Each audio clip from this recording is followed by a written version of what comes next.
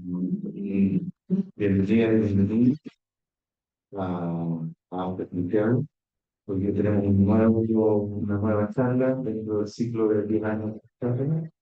Hoy día estamos con María Elena Pulido, que es cofundadora de Más de Santiago, instructora de mindfulness, de yoga, de meditación y psicóloga, terapeuta. Y hoy día María Elena nos va a hablar de embarazo, crianza e infancia, la meditación como camino para sostener la incertidumbre. Que vamos a escucharla, después vamos a tener que hacer para preguntas. Y eso, los dejo y las dejo por María.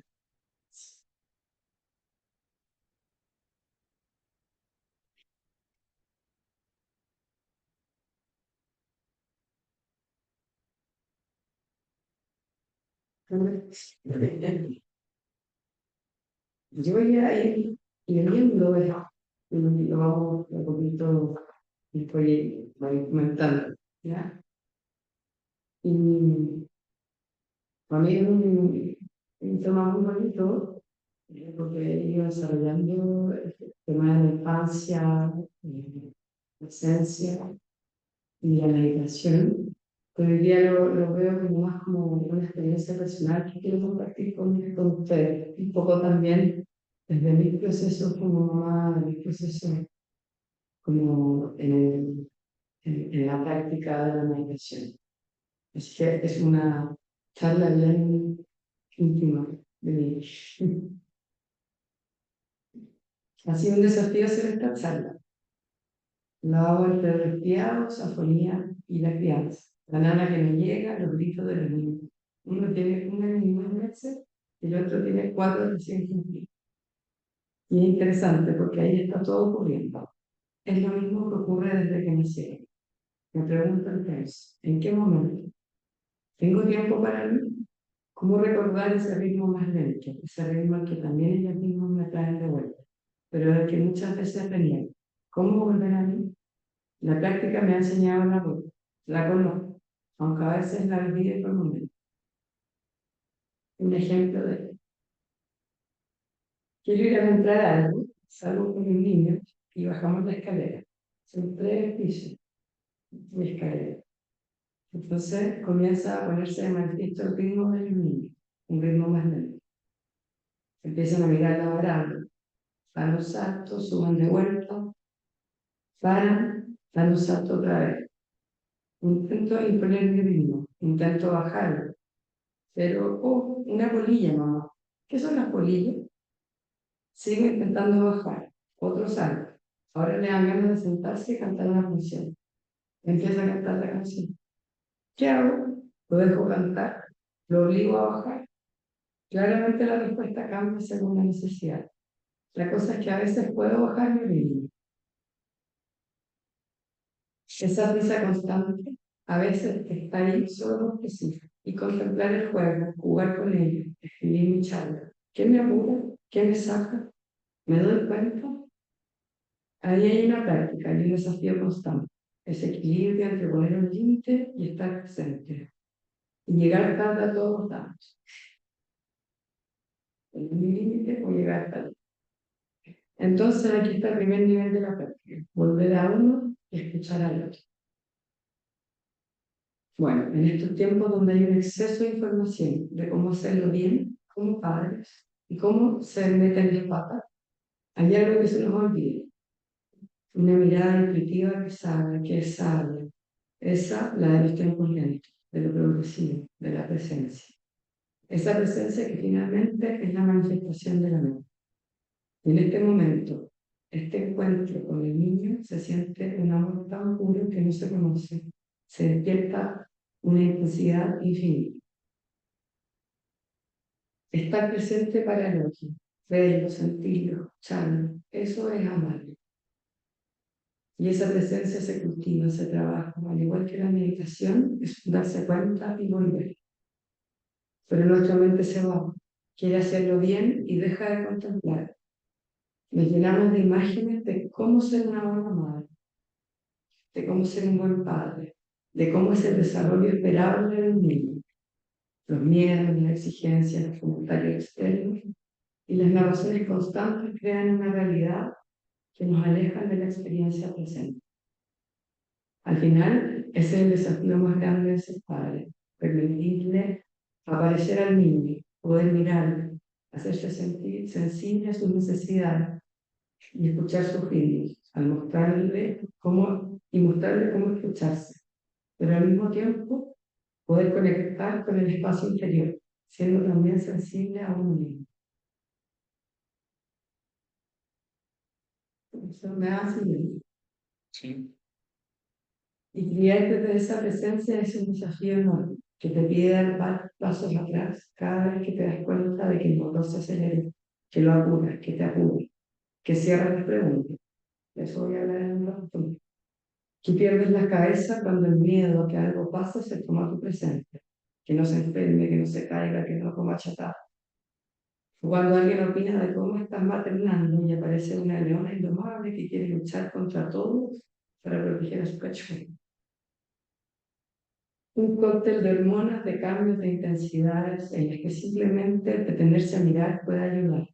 Pero aún más, ahí donde la meditación, o más bien la práctica, puede abrirse a significados profundos, que son un canal de apertura hacia los sagrados, hacia el misterio, hacia la existencia. Hablo de diferentes capas en la práctica meditativa por entrar al ser padre, de un bebé misterioso que llega a ponerle forma donde no había, se irrumpe en todos nuestros mundos. El título de la charla habla de diferentes momentos en los que pasamos desde que nos enteramos que seremos padres hasta criar, pero también refiere a una dimensión que atraviesa todas estas etapas, que es muy profunda, que es el no saber originario, un pulsar de un no saber que está siempre presente. Siendo o padres, y al poder sostenerlo como algo primordial, podemos abrirnos a los no saberes de lo cotidiano y también a un significado profundo que pulsa a algo. Partamos de lo cotidiano. El embarazo, la crianza y la infancia en sí mismos generan una transformación profunda, un arrojo a lo desconocido, a la incertidumbre. En estos momentos la práctica puede ser un barco que nos ayuda a navegar por estas aguas turbulentas y hermosas. En el embarazo, recuerdo el momento en que me enteré del embarazo. Puedo recordar el color del cielo en el atardecer. Y después, en el segundo embarazo, donde estaba y que me escondí para que los demás no supieran. Lo que pensé, lo que miré, la emoción que recorría toda mi columna vertebral, con una vibración que me hacía temblar desde la guapa. Una emoción de alegría profunda y a la vez una certeza de que todo cambiaría. Ya no soy solo yo. Mis acciones afectan a otros. Aparece un sentido de responsabilidad y con ello el temor, la sensación de no saber lo que está ocurriendo, porque no puedo verlo, no puedo hacer nada más que cuidarme y esperar a que todo esté bien. Entregarme a la sabiduría misteriosa que tiene un orden, que construye una vida, de alguna manera descansar en la práctica misma.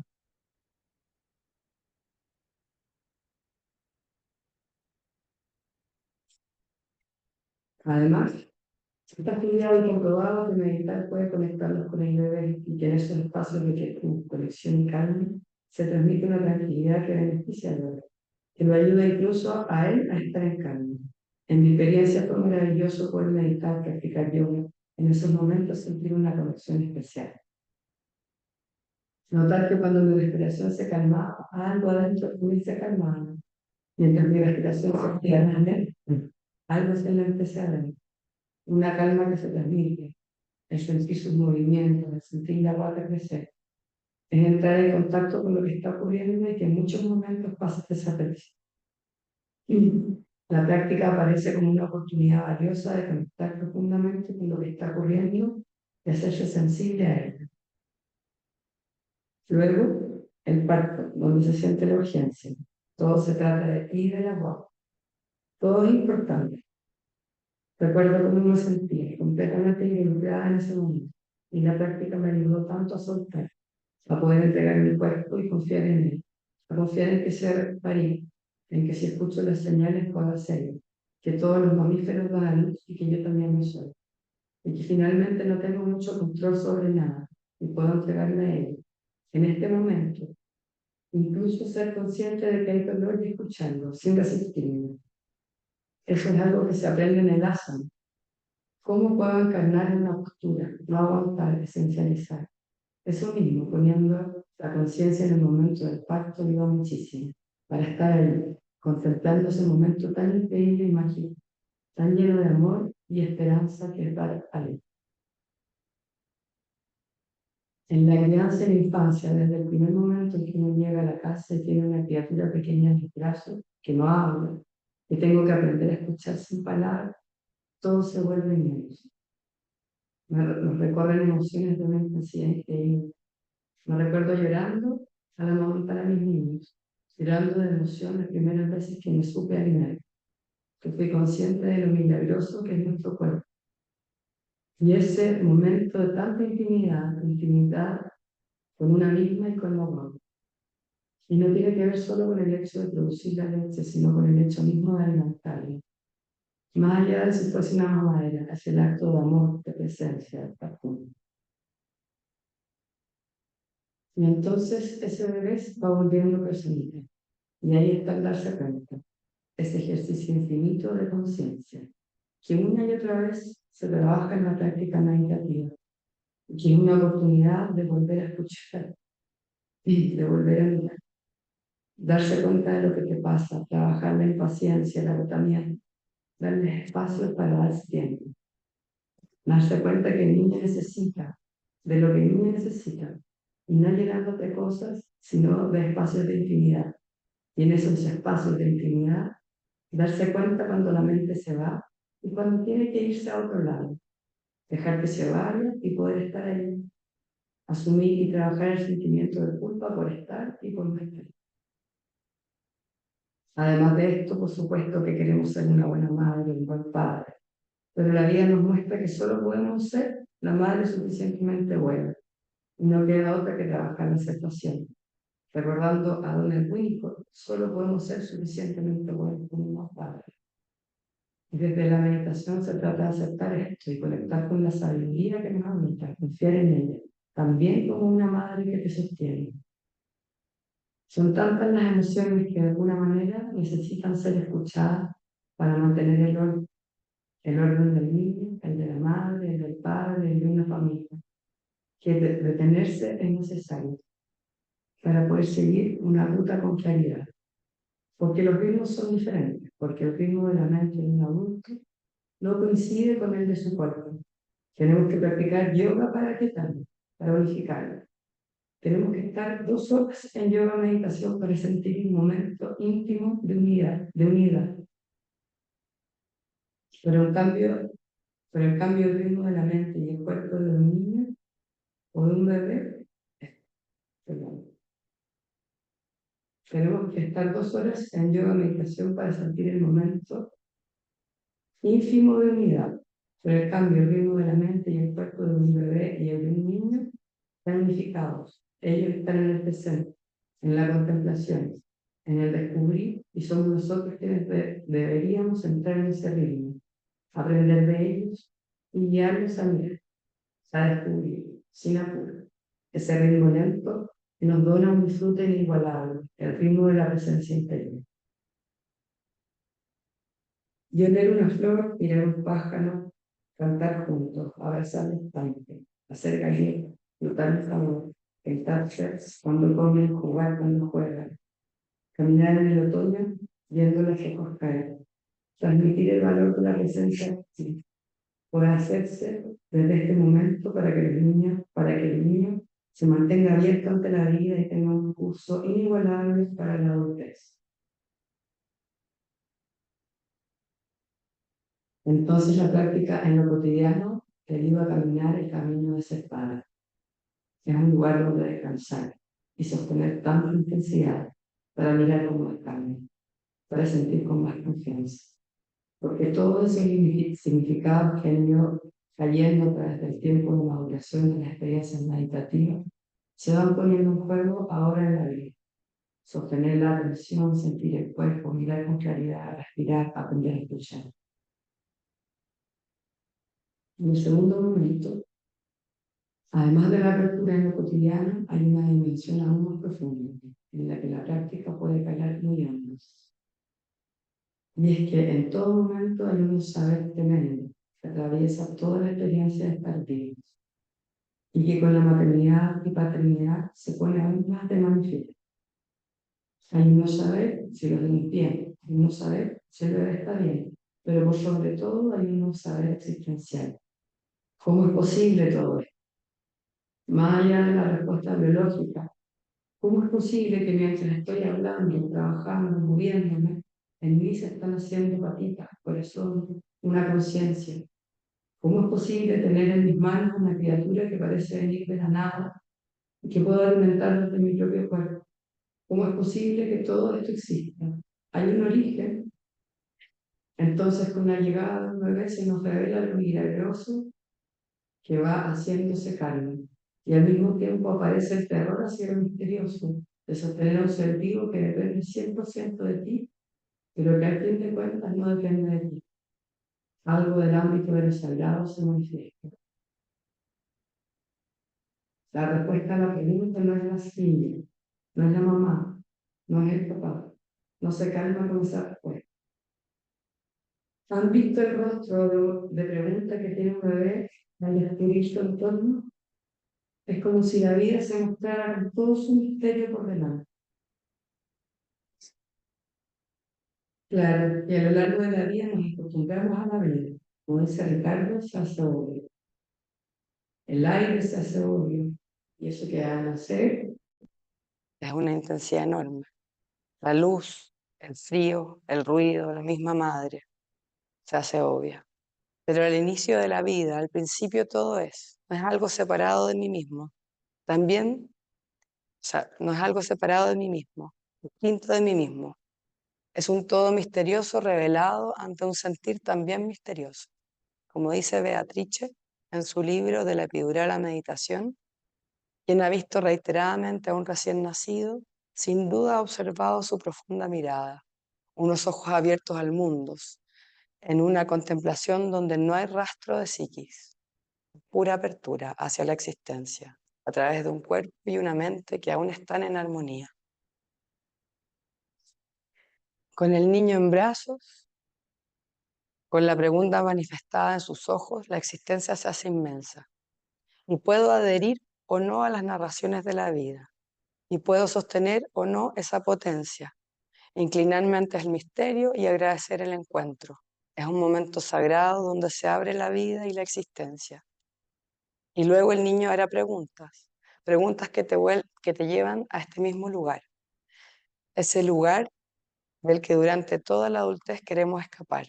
Ese lugar de la incertidumbre, de la ignorancia. Yo misma me pregunté qué pasaría si no hay nada, ¿existe la nada? Mirando las estrellas quise entender el universo, su origen, y llegué a la aterradora nada, de la cual no hablé más hasta entrar en un camino serio y de práctica.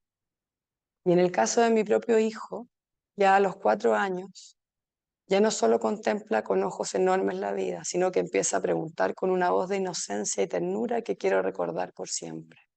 Mamá, el mar es demasiado grande, es inmenso y eso me asusta.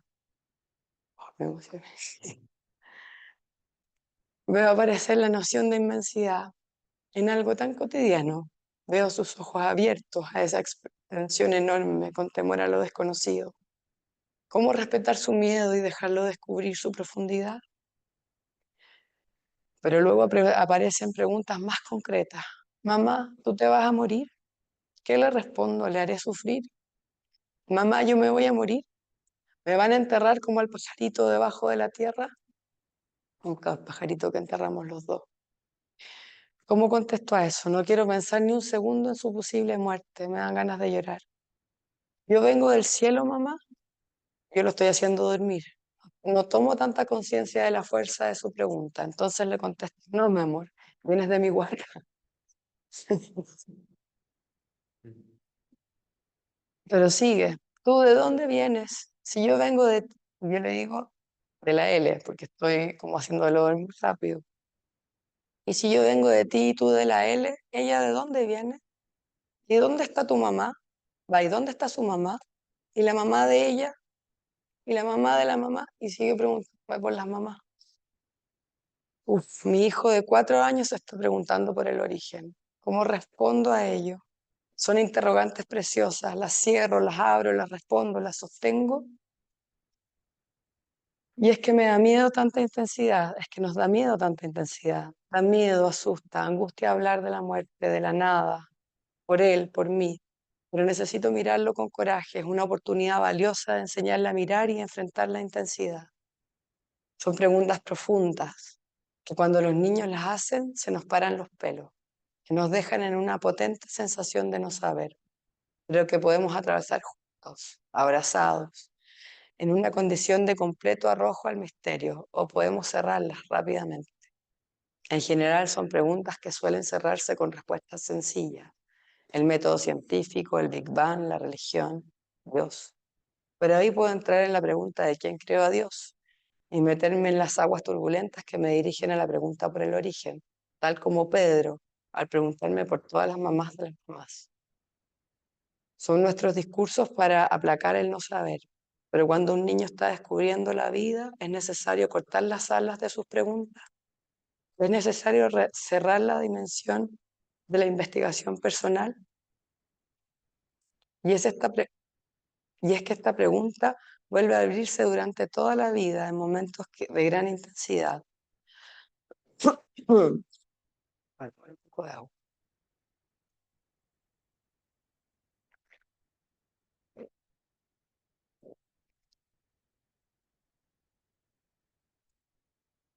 Mm.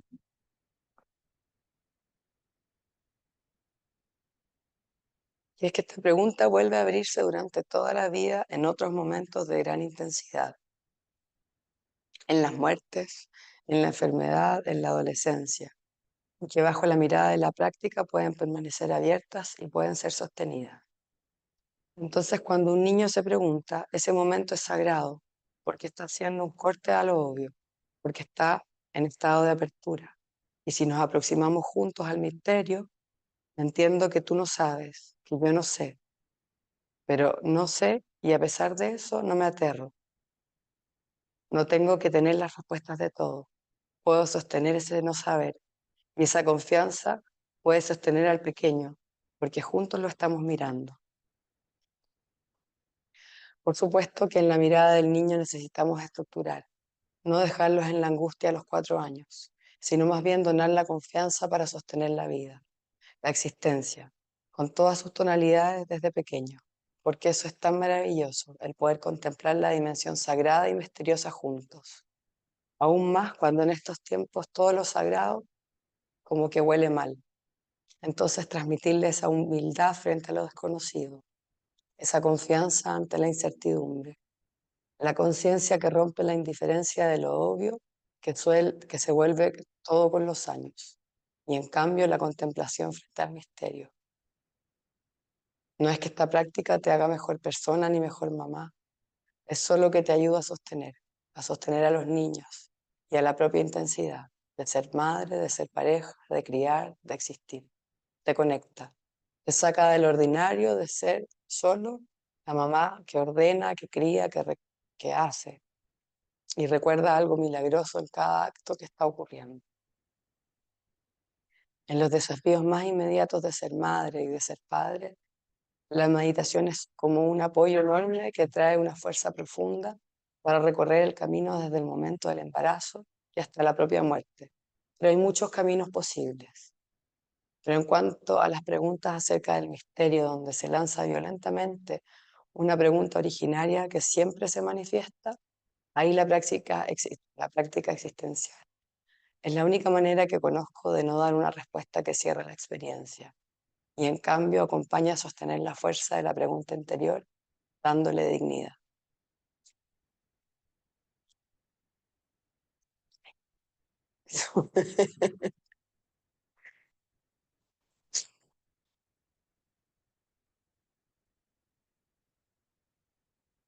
Es difícil leerlo así rápido, pero como está así en voz, sentí que me iba a costar menos leer. que hablar porque se me corta la voz. Así que no sé si me pudieron seguir bien con la lectura. Como les decía antes, es como quería presentar primero como los niveles de lo cotidiano, de lo relativo, de cómo en la práctica nos va cuidando de alguna manera en la relación, en el ser mamá, el ser papá, en el embarazo, en el parto y después también esta dimensión como de lo existencial. Creo que es como una dimensión tan poco vista en los niños y que en el fondo darle esa dignidad al final puede transformar completamente al niño en su manera de enfrentar la existencia y poder dándole dignidad a esas preguntas, permito no cerrarlas así como si nada.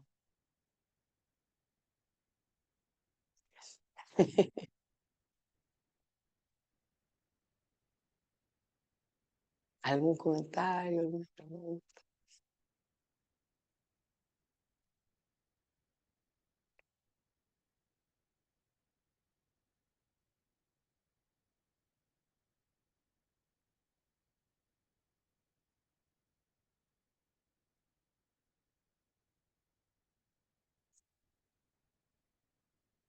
¿Qué le respondiste a la mamá de las mamás de las mamás?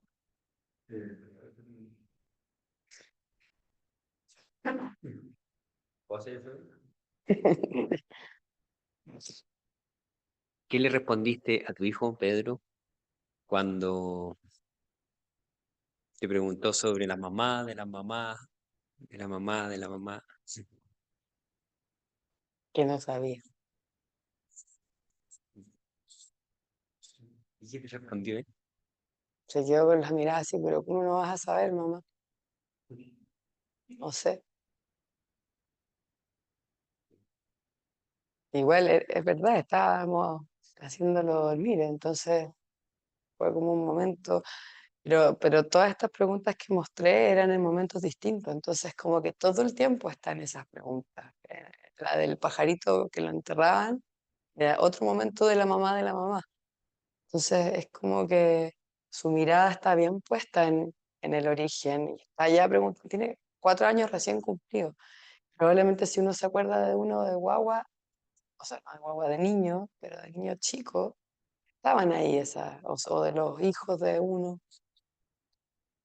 Entonces como no siempre uno puede estar disponible para dar las respuestas que nos cierren, pero el poder estar atento a eso que está ocurriendo, el poder estar como consciente de que están apareciendo estas preguntas y de que en el fondo hay algo súper poderoso ahí, como súper profundo ahí, que no es una pregunta así cualquiera.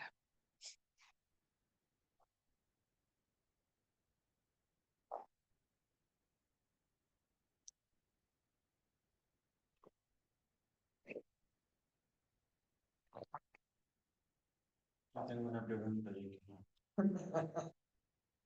Eh, Ahí hay como algo que apareció en la cámara. sí, bien. Anda, buenas cosas.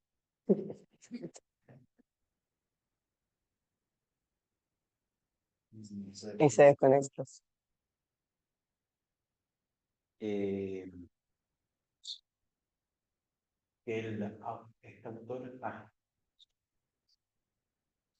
que Mark Epstein, que siempre hablamos de Epstein, que tiene ese libro que se llama El trauma de la vida cotidiana. Eh, y ahí dedica mucho tiempo al tema de la relación de los niños, sobre todo de los bebés, con las madres. Y, y hay una parte que me dejó muy marcado porque se refiere a a una situación que él describe de una paciente de él, porque es psicoanalista. Entonces, en una situación en que en que ya estaba una mamá y estaba ya media sobrepasada con su hijo, con su hija, no recuerdo si era hijo o hija, pero ya estaba así, súper sobrepasada, ya el niño le pedía cosas y no quería que la mamá se fuera y una y otra vez. Y de repente la mamá le pega un grito al niño, que ya estaba, no sé, en sus tres, me imagino, no sé en qué edad, pero ya no estaba, ya no era un bebé sino que se movía y todo el tema. Me refiero, caminaba, tenía alguna autonomía. Entonces le dice, basta, yo no te pertenezco a ti. Una cosa así como, yo no, deja de copar todo mi tiempo, algo, pero muy, estaba ya muy sobrepasado. Y Epstein, en vez de ver eso como algo negativo, como decir, hoy, pero no sé, le va a causar un daño a este niño, decía, no, ese trauma, porque él se refiere a todos estos pequeños traumas que tenemos en la vida para crecer, ese trauma es necesario para que el niño se dé cuenta de que él y la madre son distintos, la necesidad de Diferenciarse. diferenciarse. Mm. Entonces te quería preguntar en base a eso, porque claro, uno puede, tu relato como súper emocionante, es muy bonito, pero al mismo tiempo creo que en la función de ser padre, ¿verdad? Y en la función de ser madre también ocurren estos momentos que son más difíciles. Si yo no sé cómo lo veís tú, cómo lo interpretáis tú, ¿te ha pasado ya eso, digamos? El basta lo he dicho varias veces. Eh, es un poco lo que decía al principio, como que a veces vas bajando la escalera y podéis quedarte en ese juego, y hay veces que tenéis que llegar temprano y tienes que decirle al niño, vamos. Y creo que en ese límite, en eso de ir viendo cuál es el momento de qué, es súper importante. Y en eso, por eso apelaba como a la práctica, como saber cuál es el momento. Porque hay veces que andamos rápido y diciendo basta, aunque no necesitemos decir basta. ¿Me entiendes? Como hay veces que estamos como sin tiempo nomás porque no hay disponibilidad. Y hay veces que esa disponibilidad se puede ir generando cuando me doy cuenta, cuando a mí me pasa a veces que digo, por ejemplo, estoy afuera con los niños, y empiezo a jugar, como que por alguna razón ya quiero ir a la plaza, ya no quiero estar abajo. Entonces, que a mí se me metió en la cabeza que tenemos que ir a la plaza y me empiezo a enojar porque no avanzan hacia la plaza. Y en algún momento me doy cuenta y digo, bueno, pero no hay que ir a la plaza, están aquí, no es necesario ir. Pero hay otros momentos en donde ese basta también educa al niño y donde es necesario ese basta. Y ese es un trabajo súper poderoso como en el sentido de los límites, que yo creo que está cada vez menos, como más estigmatizado, como algo que no tiene que ocurrir y que hay que tratarlos como con algodones, y cuando al final esa, ese corte muchas veces los ayuda y lo necesitan de verdad. Entonces, es igual que lo que decía antes, como a veces uno siente que hablarles de la muerte es terrible, como que no deberías porque son frágiles. Ahora, por ejemplo, se habla mucho que los cuentos de hadas que no se debían contar, los hermanos Green y todo eso, porque son muy horribles. Pero hay toda una corriente más psicoanalítica que habla de lo lindo y lo importante que es que sí estén los cuentos de hadas, donde puedan poner ahí su rabia, su angustia, su dolor. Entonces, esta cosa como tan de cuidado excesivo con los niños, no apela a esto también que hablé hace un rato, como esa sabiduría que ellos también tienen. No solo uno como mamá, sino que también viene con ellos y sostienen la intensidad más grande de una muy buena forma. Es un aprendizaje también el darse cuenta de eso. Para mí ha sido un aprendizaje también ese, como el poder poner ese límite a veces más firme sin sentir que lo estoy haciendo mal. Te respondí. Sí. Gracias.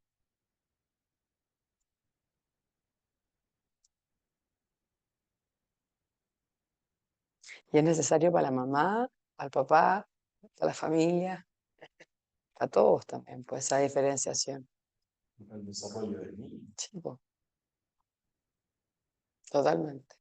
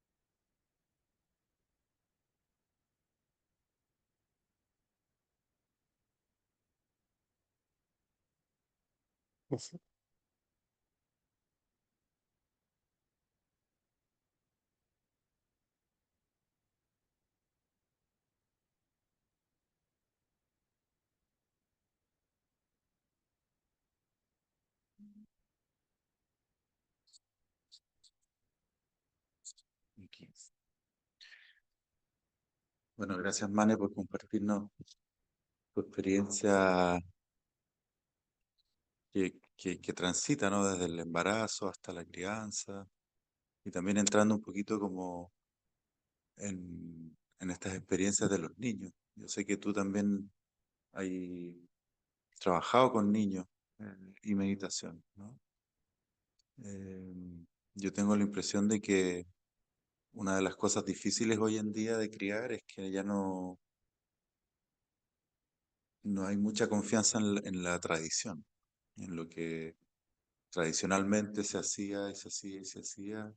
Hoy día está muy eh, cuestionado en el buen sentido de la palabra, es decir, no porque lo habíamos hecho por cientos de años lo vamos a seguir haciendo, ¿no? Pero al mismo tiempo deja un gran como una gran interrogante de cómo hacerlo. Y yo tengo la impresión de que van a pasar varias décadas hasta que sepamos si muchas de las estrategias nuevas van a estar funcionando o no. Porque aparentemente a veces la in- intelectualizar mucho, por ejemplo, algunas cosas, que yo creo que es un vicio de nuestra disciplina, eh, no siempre genera, como lo que tú decías de los cuentos, ¿no? Mm, Que aparentemente podrían ser nocivos porque tienen ciertos lenguajes y cuando en realidad no ponerlos termina generando la incapacidad, por ejemplo, de sublimar o de tramitar la agresión por otros lados mm, y va generando de repente más daño que bien, ¿no? mm. Eh, entonces yo te quería preguntar ahí como desde ese lugar, porque la meditación o la práctica no nos da las formas de cómo hacerlo, ¿cierto? Simplemente como que te conecta con una apertura. Entonces, desde ahí como preguntarte, ¿cómo haces ese diálogo en el fondo entre lo que es tradicional, lo que es novedoso, lo que te dice tu guata, y cómo desde ahí, cómo la meditación te ayuda como como tú dices, a sostener esa incertidumbre, pero también a darte ciertas claridades, ¿no?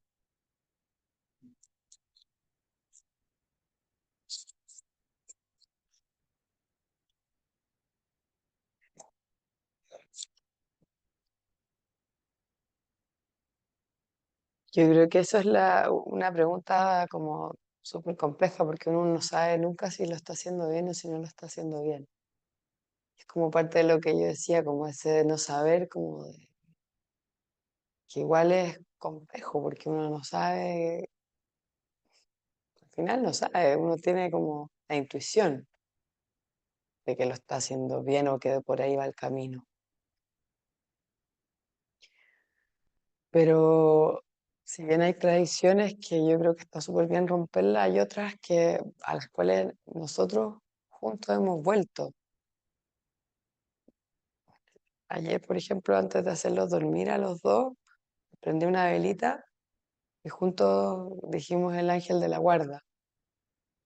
Y impresionante como el hecho de repetir eso, como que les da seguridad de sentirse contenidos por algo, que no importa qué seas, pero sentir que lo están cuidando. Incluso Samuel, que es muy chiquitito, que algo se calma, como que algo se entiende. Entonces, yo creo que la tradición sí tiene una sabiduría y que es importante también escucharla, no como apegarse a ella, porque yo creo que ahí es cuando nos perdemos.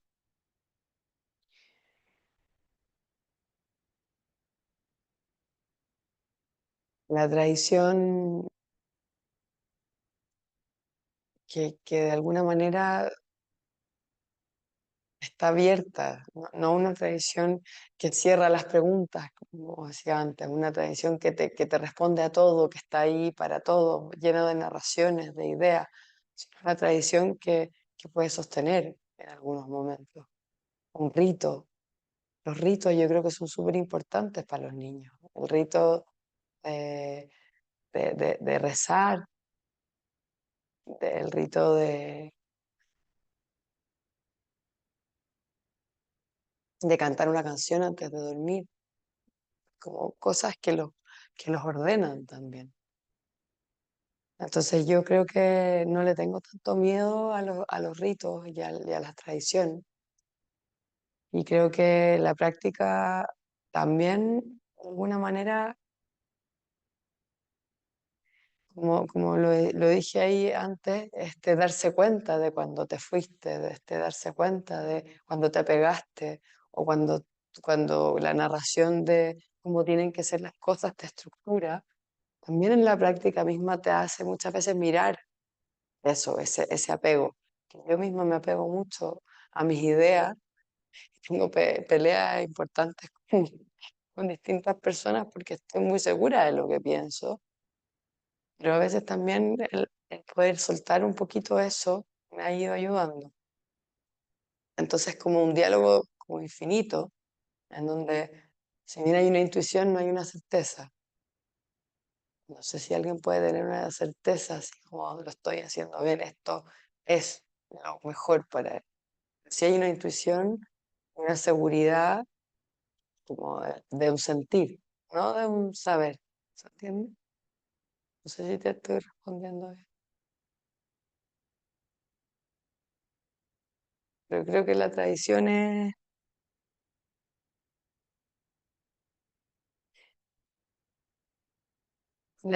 no importa cuál, pero hay algo en la tradición que es muy bonito también. Que hay una inteligencia en las tradiciones, hay un saber en las tradiciones, que si las matamos todas, queda un vacío muy grande. Hay algo súper lindo en los ritos y en cuando la familia se junta a hacer el rito, en ese momento de encuentro del rito. Incluso se pueden crear nuevos ritos, pero que haya eso, que haya algo que va generando. Si no, también estamos como muy arrojados a la nada, así como a una cosa muy nihilista, de no creer en nada, de no confiar en nada, de que todo esto es cualquier cosa, todo es relativo, todo es como que también lo estás criando sobre ninguna base y en una cosa muy angustiosa.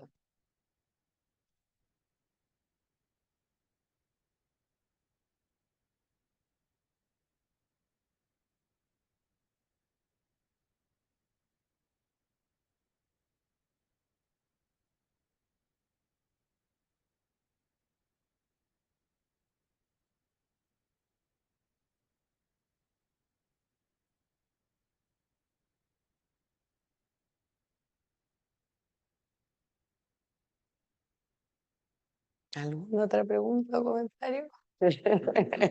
Si no, Yo quiero hacer un comentario, aunque no estuve en la charla, llegué muy tarde. la Eh, Carla. te, te escuché solamente hablar sobre los cuentos de Grimm.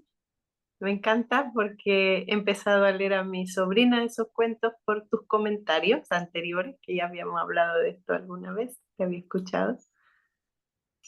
Eh, y esto que decías de nunca se sabe si uno lo va a hacer bien o lo va a hacer mal,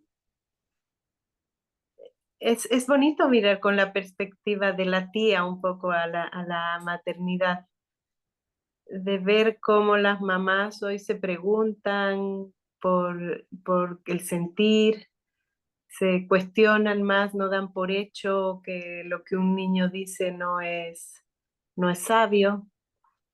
Y creo que ahí hay un cambio súper importante y yo te he visto en ese rol.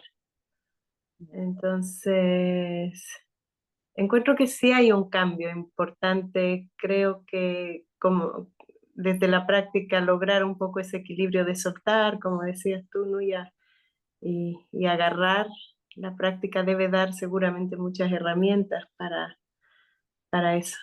O sea que nada, y siento mucho, Manes, querida, no haber estado en tu charla, pero la voy a escuchar en diferido. Gracias, Carla. Una linda mamá, muy, muy linda. Sí.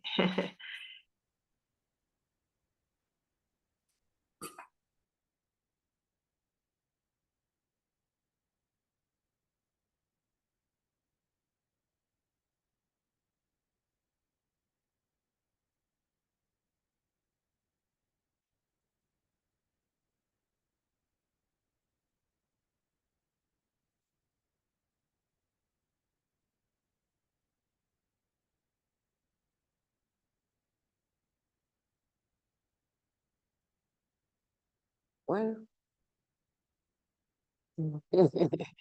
Gracias por escuchar.